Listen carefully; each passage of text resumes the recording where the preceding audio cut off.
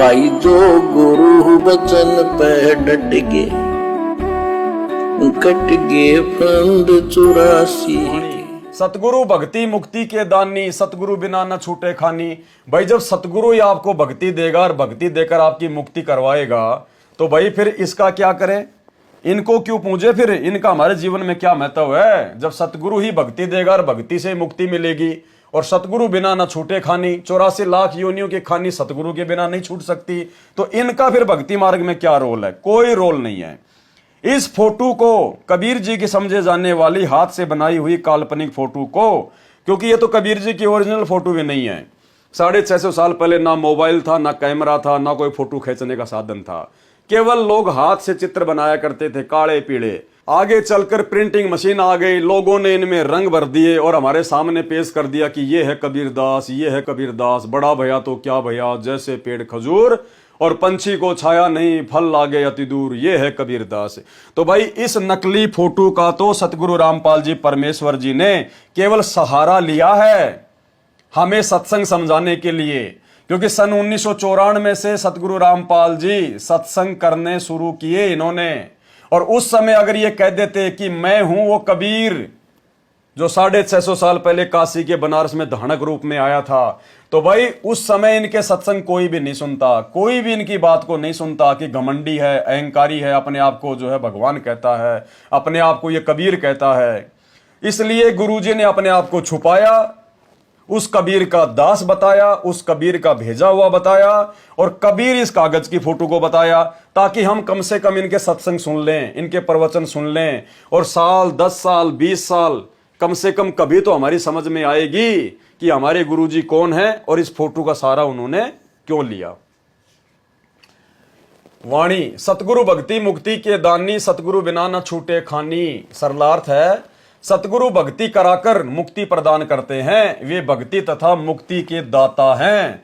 सतगुरु के बिना 4 खानी, कौन कौन सी? अंडज, जेरज, उद्भुज, श्वेतज, ये 4 खानी हैं। इनमें जन्म मरण होता है, का ये चक्कर नहीं छूटता सतगुरु के बिना। अब अंडज क्या होता है? जो प्राणी अंडे से उत्पन्न होते हैं, जैसे पक्षी, इसको अंडज खानी कहते हैं। जेरज, जो जेर से उत्पन्न होते हैं, जैसे मानव तथा पशु।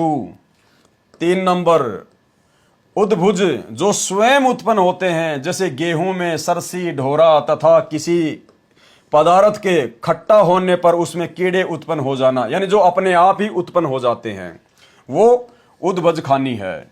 4थे नंबर पे श्वेतज, जो पसीने से उत्पन्न होते हैं, जैसे मानव शरीर में या पशु के शरीर में ढेरे, जूम, चीचड़ आदि, ये श्वेतज खानी कहलाती है।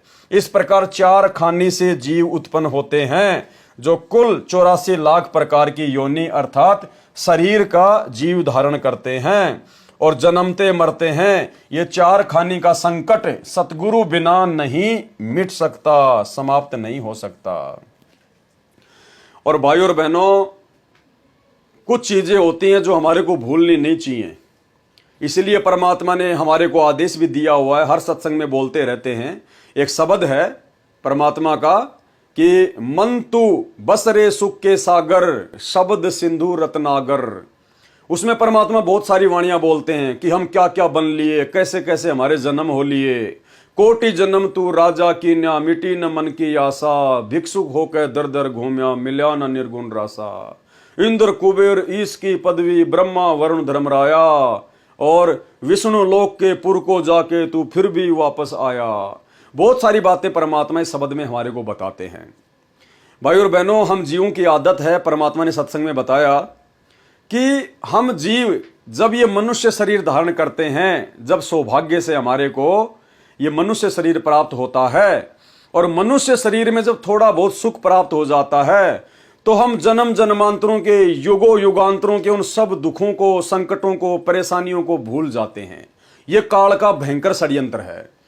फिर हम सोचते हैं कि भाई हम तो मनुष्य बनते हैं, हम तो ऐसे मौज करेंगे, मर जाएंगे तो फिर से मनुष्य बन जाएंगे, ये गधे कुत्ते सुअर गधे कुत्ते बनते रहेंगे। नहीं, यही भ्रम तोड़ने के लिए सतगुरु तत्व ज्ञान देता है कि भाई ये मनुष्य शरीर प्राप्त करके और सतगुरु की शरण में आने के बाद तो तेरे को और भी सुख मिलता है, भाग्य से अधिक है।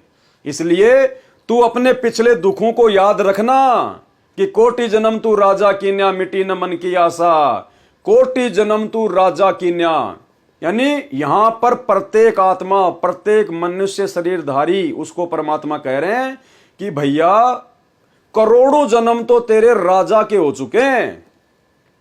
अब भाई और बहनों, राजा तो इंसान पता नहीं कितने जन्म जन्मांतरों के बाद बनता है। यानी जब इंसान करोड़ों जन्म आम व्यक्ति के प्राप्त कर लेता है, सामान्य मनुष्य के, स्त्री या पुरुष के प्राप्त करता है, तब कहीं जाकर उसका एक नंबर आता होगा राजा बनने का।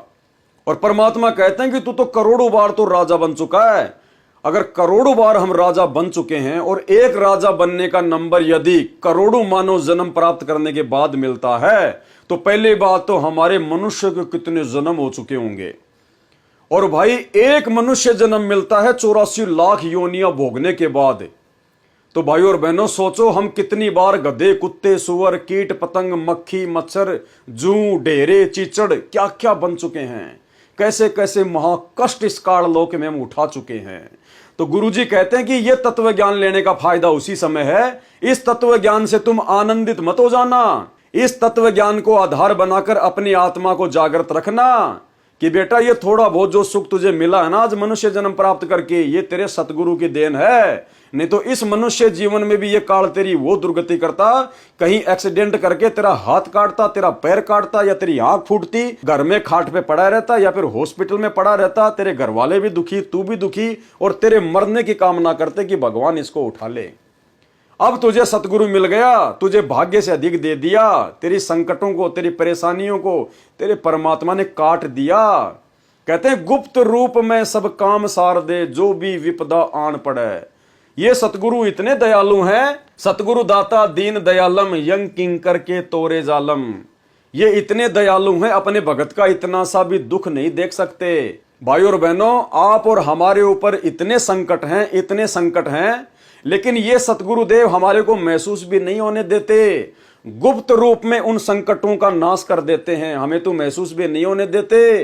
वो पहाड़ जैसे दुख, अगर कोई खांसी जुकाम बुखार में हल्का होके निकल रहा है तो हमने दुखी नहीं होना चाहिए, परेशान नहीं होना चाहिए। पता नहीं वो पहाड़ जैसा दुख था जो परमात्मा खांसी सर्दी जुकाम, या कोई ठोकर लग के कोई पैर का नाखून उतर गया, कोई उंगली कट गई, परमात्मा ने उसमें ही काट दिया। संत शरण में आने से आई टले बला, जय मस्तक में फांसी हो तो कांटे में टल जा।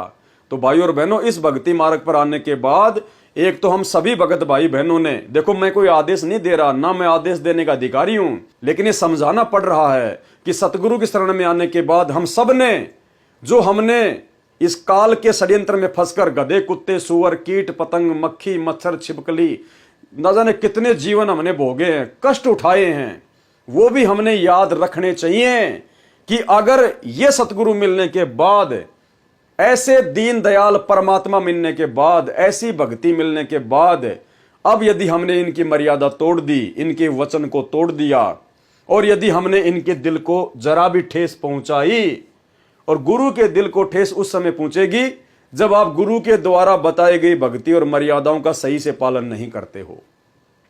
और ये अगर नाराज हो गया ना, तो भाई और बहनों फिर सब कुछ बिगड़ जाएगा, क्योंकि ये जल्दी से पहली बात तो नाराज नहीं होता, और अगर ये नाराज हो गया तो जल्दी से फिर ये राजी नहीं होता।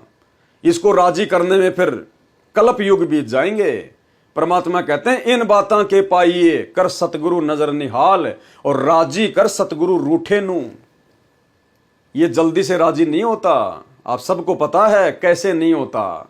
हमने सतलोक में इनको दुखी किया था, कब किया था? काउंटिंग नहीं है, काउंटिंग ही नहीं है, इतने अरब खरब युग कल्प बीत गए। परमात्मा कहते हैं 7 करोड़ तेरे ब्रह्मा मर गए, 49 करोड़ कन्हैया। और ये जटाधारी शंकर तो ना जाने उनसे भी कई गुना ज्यादा उम्र है। और इनकी उम्र कितनी बताई गुरुजी ने? ब्रह्मा जी का एक दिन 1008 चतुर्युग का, एक चतुर्युग की उम्र 43,20,000 वर्ष। कहते हैं इतने इतने तो ब्रह्मा विष्णु महेश होके जा लिए, 30 कोटि रामा अवतारा। तो भाई और बहनों, इनकी एवज में हमारे कितने जन्म हो चुके होंगे? तब से हम यहां पर गधे, कुत्ते, सुअर बनकर कष्ट उठा रहे हैं। तो हमने किसी समय सतलोक में गुरुदेव भगवान को नाराज किया था, काल की बात को महत्व देके, इनकी बात को महत्व ना देके, और तब से लेकर हम लोग यहीं फंसे पड़े। अभी सतलोक नहीं गए, अब ये ना सोचना मैं सतलोक में हूं, अभी भी यहीं पड़े हैं। अगर इनकी बात नहीं मानी, इनके वचन में नहीं रहे, इनकी भक्ति आजीवन मर्यादा में रह के इन्हीं को परमात्मा मानकर नहीं की, तो अभी सतलोक नहीं गए हैं। अभी हमने उस रूठे हुए सतगुरु को राजी करना है। हमने सतलोक में जिस सतगुरु को रूठा दिया था, नाराज कर दिया था, कहते राजी कर सतगुरु रूठे नु। अब मौका है हमारे पास में, और ये जल्दी राजी हो जाएगा वर्तमान में, क्योंकि ये खुद आया है। ये किसी के बुलाने से नहीं आता, किसी के पुकारने से नहीं आता, ये अपनी मर्जी का मालिक है। तो आज परमात्मा, जैसे हमें बार बार कहते हैं ना कि बच्चों तुम्हारी किस्मत के आगे ब्रह्मा विष्णु महेश की किस्मत भी जीरो है, और बिल्ली के भाग का छीका टूट गया तुम्हारा। ये मौका चूक मत जाना, ये सौदा फिर नाई रे संतो, ये सौदा फिर नाही, इब कह दाव मत चूक मेरी प्यारी। आत्मा को कह रहे हैं गुरुदेव कि अब की बार ये मौका मत चूक जाना। तो भाई और बहनों, परमात्मा ने कहा कि उस शब्द को दिन में एक बार जरूर सुनना चाहिए, उसको गायत्री मंत्र बना लो। जैसे ये दुनिया वालों ने गायत्री मंत्र बना रखा ना, ओम भूर्भुव स्वः, ऐसे गुरुदेव कहते हैं कि उस शब्द को रात को सोने से पहले या दिन में एक बार जरूर सुनना चाहिए कि मन तू चल रे सुख के सागर, जहां शब्द सिंधु रत्नागर। तो इस शब्द को भी हमने जरूर एक बार सुनना चाहिए। तो गुरुदेव भगवान ने इन तमाम योनियों का जिक्र किया है कि तुम भी इन योनियों में असंख्य बार कष्ट भोग चुके हो, शरीर धारण कर चुके हो, इस बात को भूलना मत। अंडज यानी जो प्राणी अंडे से उत्पन्न होते हैं, जैसे पक्षी, इसको अंडज खानी कहते हैं। जेरज जो जेर से उत्पन्न होते हैं, जैसे मानव तथा पशु। उद्भज जो स्वयं उत्पन्न होते हैं, जैसे गेहूं में सरसी, ढोरा तथा किसी पदार्थ के खट्टा होने पर उसमें कीड़े उत्पन्न हो जाना, उद्भज खानी है। श्वेतज जो पसीने से उत्पन्न होते हैं, जैसे मानव शरीर या पशु के शरीर में ढेरे, जूम, चीचड़ आदि, ये श्वेतज खानी कहलाती हैं। इस प्रकार 4 खानी से जीव उत्पन्न होते हैं, जो कुल 84 लाख प्रकार की योनि अर्थात शरीर का जीव धारण करते हैं और जन्मते मरते हैं। यह 4 खानी का संकट सतगुरु बिना नहीं मिट अर्थात समाप्त हो सकता। तो ऐसे दीनदयाल हैं परमपिता परमेश्वर सतगुरु, और जब सारे काम इन्हीं से होने हैं तो भाई फिर इनका क्या करें।